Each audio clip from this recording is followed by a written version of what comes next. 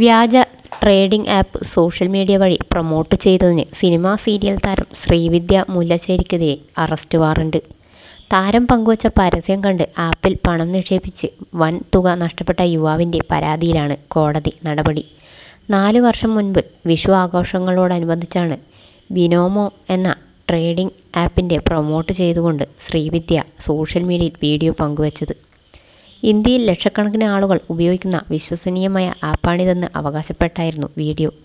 ഇത് വിശ്വസിച്ച് കാസർഗോഡ് സ്വദേശിയായ യുവാവ് ഘട്ടം ഘട്ടമായി 1,03,000 രൂപ ഈ ആപ്പിൽ നിക്ഷേപിച്ചു.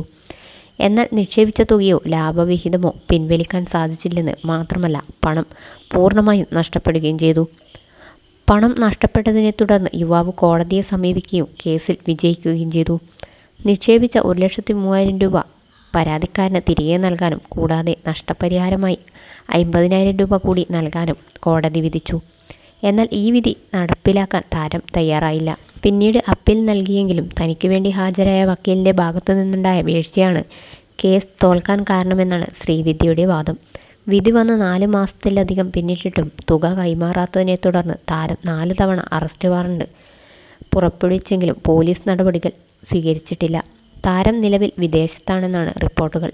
ശ്രീവിദ്യ പരസ്യത്തിൽ പറഞ്ഞ കാര്യങ്ങൾ തെറ്റാണെന്നും ആപ്പിൽ പണം പിൻവലിക്കാൻ സാധിക്കാത്ത വിധമുള്ള കർശനമായ നിബന്ധനകളാണുള്ളതെന്നും പരാതിക്കാരൻ ആരോപിക്കുന്നു. ഇന്ത്യയിൽ ഈ കമ്പനിക്ക് ഔദ്യോഗികമായ വിലാസമില്ലെന്നും അദ്ദേഹം ചൂണ്ടിക്കാട്ടുന്നു.